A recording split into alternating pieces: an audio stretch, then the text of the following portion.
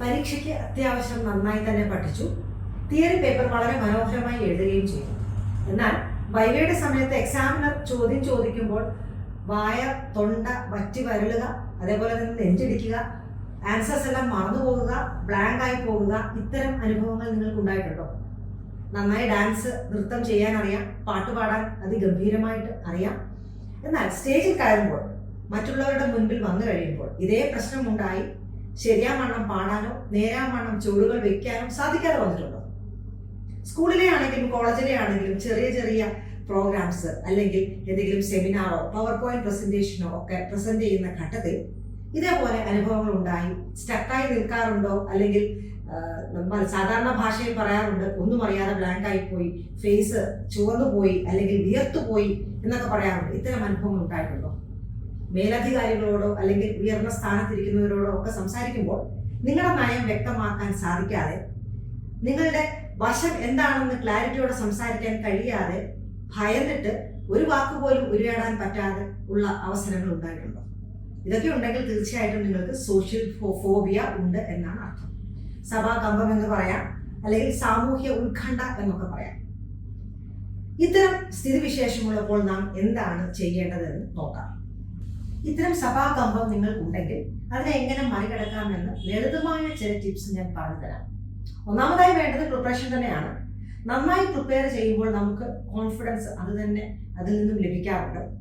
രണ്ടാമത്തെ കാര്യം എന്ന് പറഞ്ഞാൽ നമ്മളൊരു വലിയ ക്രൗഡിനെ ഫേസ് ചെയ്യുന്നതിന് മുമ്പ് വീട്ടിൽ ഒറ്റയ്ക്ക് പ്രാക്ടീസ് ചെയ്യേണ്ടത് ആവശ്യമാണ്.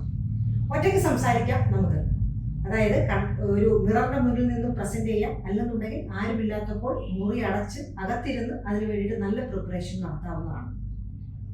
അതിനുശേഷം ആ ഒരു കോൺഫിഡൻസ് ലഭിച്ചതിന് ശേഷം നമ്മുടെ വീട്ടിലുള്ളവരെ, അച്ഛനോ അമ്മയോ സഹോദരങ്ങളോ മറ്റുള്ളവരെയൊക്കെ അവിടെ നിരത്തി ഇരുത്തി അവരുടെ മുന്നിൽ ഇത് പ്രസന്റ് ചെയ്യാവുന്നതാണ്. അങ്ങനെ റിപ്പീറ്റഡ് ആയിട്ട് ചെയ്യാവുന്നതാണ്. ആ ചെറിയ ഒരു ആൾക്കൂട്ടത്തിന്റെ മുന്നിൽ പ്രസന്റ് ചെയ്ത് കഴിയുമ്പോൾ നമുക്ക് കുറച്ചും കൂടെ വലിയ ആൾക്കൂട്ടത്തിന് മുന്നിൽ പ്രസന്റ് ചെയ്യാനുള്ള ഒരു പ്രാഗൽഭ്യവും കോൺഫിഡൻസും ഒക്കെ ലഭിക്കും. എന്നിട്ട് നമ്മൾ എന്താ ചെയ്യേണ്ടതെന്ന് വെച്ചാൽ ഭാവന കാണുക. അതായത് നമ്മുടെ ചുറ്റും ഒരുപാട് മനുഷ്യരിയ്ക്കുന്നു, അപരിചിതരും പരിചിതരും ഒക്കെ ഇരിക്കുന്നു. അവരുടെ മുമ്പിൽ നമ്മളിത് അവതരിപ്പിക്കുന്നു. അപ്പോൾ ഇങ്ങനെയുള്ളവർ അവിടെ ഉണ്ട് എന്നുള്ളൊരു ഭാവനയിൽ തന്നെ പ്രസന്റ് ചെയ്യാനായിട്ട് ശ്രമിക്കണം. തുടക്കത്തിൽ ചിലപ്പോൾ വിക്കിപ്പോകാം, അല്ലെങ്കിൽ മറന്നു പോകാം, അല്ലെങ്കിൽ ഇത്തരം പ്രശ്നങ്ങളൊക്കെ ഉണ്ടാകാം. ആൻസൈറ്റി കൂടിയിട്ട് നെഞ്ചിടിക്കാം, കൈവിറയ്ക്കാം, അല്ലെങ്കിൽ തൊണ്ട പതറിപ്പോകാം, സ്വരം പതറിപ്പോകാം, ഒക്കെ ഉണ്ടാകാം.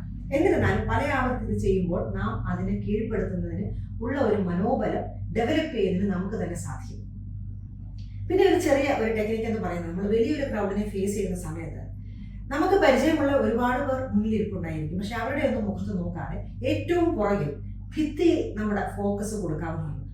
അപ്പോൾ ഈ അപ്പുറവും ഇപ്പുറവും ഇരിക്കുന്നവരും അല്ലെങ്കിൽ ചുറ്റുവട്ടം ഇരിക്കുന്നവരുടെ അവരുടെ ശ്രദ്ധയിൽ നിന്നും മാറി നമ്മൾ ഏത് ടോപ്പിക്കാണോ സംസാരിക്കാൻ പോകുന്നത് അതിലേക്ക് മാത്രം ശ്രദ്ധ കേന്ദ്രീകരിക്കാവുന്നതാണ്.